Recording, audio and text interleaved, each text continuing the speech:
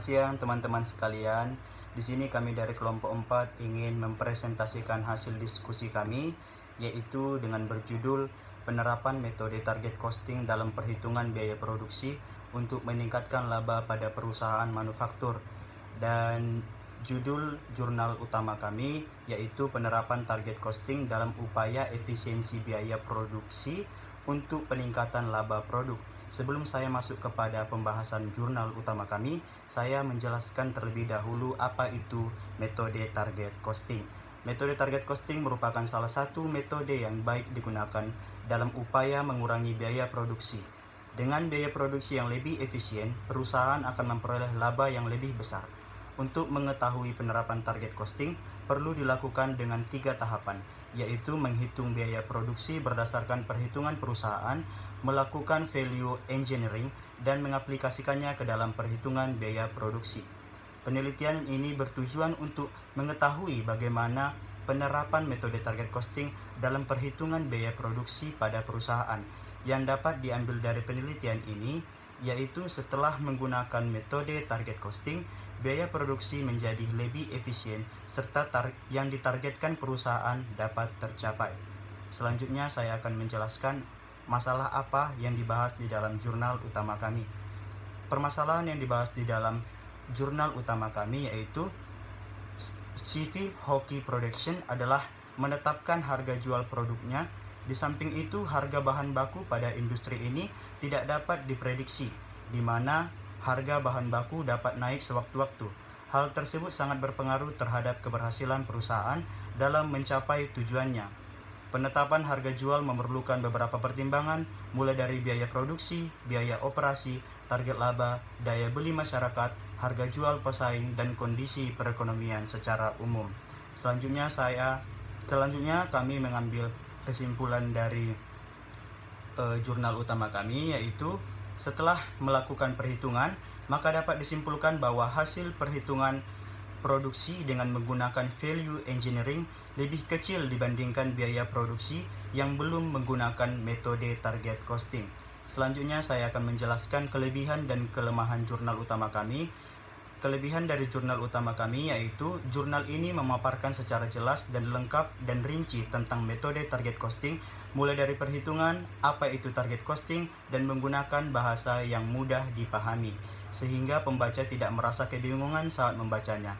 Selain itu, jurnal ini juga merupakan alternatif yang baik bagi perusahaan untuk menekan biaya produksinya, di mana dengan penerapan target costing, maka perusahaan dapat memperoleh penghematan biaya. Selanjutnya, saya akan menjelaskan kelemahan dari jurnal kami ini. Kelemahan dari jurnal kami ini, penjelasan yang dimuat dalam jurnal sudah cukup jelas, akan tetapi perhitungan ditampilkan dalam jurnal ini kurang dijelaskan secara detail ataupun rinci, sehingga membuat pembaca kurang memahaminya. Selanjutnya akan dijelaskan oleh teman kami Anggi Romaito Sirait. Baiklah, saya akan melanjutkan hasil diskusi kami. Jurnal pembanding 1. Penerapan target costing dalam upaya pengurangan biaya produksi untuk peningkatan laba perusahaan. Target costing adalah upaya alternatif yang baik untuk memaksimalkan laba yang ditargetkan oleh perusahaan dengan cara menekankan biaya-biaya atau meminimalis biaya-biaya produksi yang terjadi selama proses desain produk. Penerapan ini memberikan dampak positif bagi laba yang akan dihasilkan perusahaan dengan cara mengurangi biaya-biaya yang terjadi dalam proses produksi sehingga laba yang ditargetkan perusahaan dapat tercapai. Kelebihan dari jurnal ini yaitu hasil dari penelitian ini dapat menentukan manfaat pada pengembangan ilmu akuntansi manajemen, khususnya dalam pembahasan mengenai metode target costing. Dan kelemahan jurnal ini yaitu, dalam penentuan variabel dalam penelitian ini, hampir semuanya atau seluruhnya sama dengan yang telah dilakukan oleh peneliti sebelumnya, di mana tanpa menelah dengan seksama dan keterbatasan waktu yang begitu singkat untuk melakukan penelitian ini dan hanya menggunakan data perusahaan dalam kurun waktu 1 tahun saja. Selanjutnya akan disampaikan oleh teman saya, Angel. Baiklah teman-teman, saya ingin melanjutkan presentasi kami yaitu jurnal pembanding kedua dengan judul Analisis Penerapan Biaya Produksi sebagai Sistem Pengendalian Biaya Produksi pada PT Celebes Mina Pratama. Sebelumnya, saya ingin menjelaskan secara ringkas isi jurnal pembanding kedua ini. Dengan menggunakan target costing, perusahaan dapat mengendalikan biaya yang lebih baik dibandingkan dengan metode lainnya, sehingga perusahaan dapat melakukan pengawasan terhadap pengeluaran biaya produksi dan non-produksi, sehingga pengeluaran biaya perusahaan lebih efisien. Adapun kelebihan dari jurnal ini adalah memaparkan isi mengenai target costing secara lengkap, baik istilah maupun contoh, sehingga para pembaca lebih memahami jurnal tersebut serta dilengkapi dengan perhitungannya. Dan kelemahan dari jurnal ini adalah kurang memaparkan perhitungan secara lengkap dan luas, sehingga para pembaca kurang mengetahui perhitungan biaya produksi dan jumlah halamannya yang terlalu singkat. Dan kesimpulan dari jurnal ini adalah target costing itu adalah metode yang tepat untuk menghitung biaya produksi secara rinci, sehingga dapat membantu manajemen mengambil pertimbangan untuk menetapkan biaya ataupun harga produksi dan harga jual produk perusahaan. Dan selanjutnya akan dijelaskan oleh teman saya Adel. Di sini saya menjelaskan jurnal tentang target costing and performance of manufacturing industry in southwestern Nigeria. Target costing oleh industri manufaktur di Nigeria dan dapat terhadap kinerja dalam hal profitabilitas, pengembalian modal yang digunakan, dan pengurangan biaya produksi. Hal ini menunjukkan tingkat adopsi dan penerapan target biaya oleh industri manufaktur di Southwestern Nigeria yang rendah dan tak signifikan oleh yang paling efisien. Nah, bagaimana tingkat adopsi, interpretasi, nilai signifikasi, dan nilai probabilitas? Jadi, jika nilai probabilitas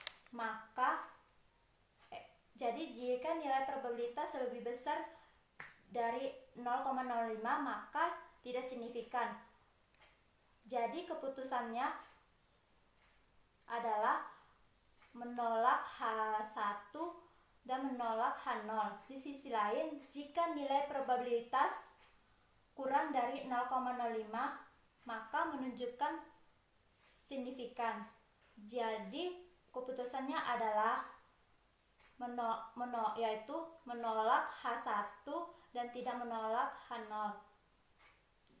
Dari hasilnya, probabilitas adopsi target costing adalah 0,601 yang jauh lebih besar dari 0,05, maka keputusan adalah menerima H0.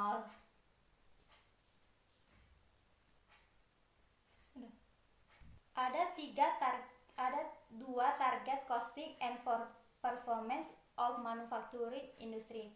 Hipotesis yang pertama menunjukkan bahwa ada tingkat adopsi target cost yang signifikan oleh industri manufaktur di Lagos dan Ogun State. Jadi tingkat adopsi tampaknya kurang mayoritas negara di negara maju, tetapi sebanding dengan negara Jepang dan Afrika Selatan. Hipotesis kedua menunjukkan bahwa hubungan positif antara adopsi dan implementasi sistem penetapan biaya target dan pengurangan biaya produksi oleh perusahaan manufaktur di Southwestern Nigeria. Baiklah, di sini saya akan menunjukkan presentasi dari saudari Adelina Marbun. Di sini saya akan menjelaskan tentang jurnal pembanding keempat yang berjudul Target Costing a Critical Factor for Manufacturing Business in Nigeria. Penelitian ini meneliti dampak target costing terhadap keberhasilan perusahaan manufaktur di Nigeria. Adapun tujuan dari penelitian ini ialah untuk memastikan peran target costing terhadap biaya produk dan profitabilitas manufaktur bisnis dalam perusahaan Nigeria. Implementasi teknik target costing adalah berbasis akuntansi yang kuat yang telah memungkinkan banyak organisasi di seluruh dunia untuk mencapai ukuran keberhasilan yang cukup besar dalam hal profitabilitas dalam bisnis. Penerapan target costing untuk perusahaan manufaktur di negara untuk pengurangan biaya dan peningkatan profitabilitas. Berdasarkan temuan ini, studi ini merekomendasikan bahwa perusahaan manufaktur negara harus menerapkan teknik target costing dalam biaya produk dan pembuatan untuk kualitas daya saing, meningkatkan penjualan, keuntungan, dan kesuksesan dalam bisnis. Adapun kelebihan dari jurnal ini ialah bahwa dalam jurnal ini mengungkapkan secara jelas identitas jurnal sehingga membuat si pembaca dapat mengetahui dari mana sumber jurnal ini dan juga menjelaskan target costing dengan jelas. Namun, adapun kekurangan dari jurnal ini ialah bahwa dalam jurnal ini menggunakan bahasa yang sulit sehingga membuat si pembaca kurang memahami isi dari jurnal ini. Dan juga dalam jurnal ini tidak membuat perhitungan target costing pada perusahaan manufaktur secara detail. Demikian presentasi dari saya dan akan dilanjutkan oleh teman saya bernama Asri Sitohang. Terima kasih. Saya akan melanjutkan pembahasan kami untuk jurnal pembanding yang kelima. Adapun judul yang kami ambil yaitu Productivity Improvement in Cable Assembly Line by MOS Technique. Untuk identitas jurnal dapat kita lihat pada slide PowerPoint. Isi ringkasan jurnal pembanding yang kelima. MOS merupakan suatu aplikasi dari teknik pengukuran yang baik yang dapat memberikan produktivitas dan optimalisasi sumber daya yang lebih baik. Adapun tujuan dari MOS adalah untuk mengurangi konten kerja dan meningkatkan produktivitas proses. Ada beberapa hal yang terdapat dalam MOS. Yang pertama, MOS memainkan peranan penting dalam mendeterminasikan aktivitasnya yang berasosiasi pada berbagai pekerjaan dan keseimbangan dari tampilan pekerjaan. Yang kedua yaitu membantu untuk membentuk siklus waktu dari 160 detik di mana dapat menyimpan 11 detik per bagian. Pembanding yang kelima ini memiliki kelebihan dan kelemahan. Adapun kelebihannya yaitu jurnal ini menjelaskan tentang dampak dari permintaan pada siklus waktu dan keseimbangan produktivitas secara optimalisasi. Sedangkan kelemahannya itu jurnal ini tidak menjelaskan secara jelas mengenai target costing dan tidak menjelaskan secara luas mengenai metode yang digunakan untuk perbaikan produktivitas pada perakitan kabel secara teknik cost. Selanjutnya yaitu kesimpulan. Dari keenam jurnal tersebut, kami dapat mengambil kesimpulan bahwa target costing merupakan cara yang tepat untuk menghitung biaya-biaya secara terperinci dan tepat, sehingga tidak banyak menggunakan biaya dan waktu. Sedangkan jika menggunakan biaya tradisional hanya menggunakan satu cost driver, sehingga banyak terjadi distorsi yang dapat mengakibatkan hasil laba tidak relevan. Sekianlah hasil dari presentasi kami. Terima kasih.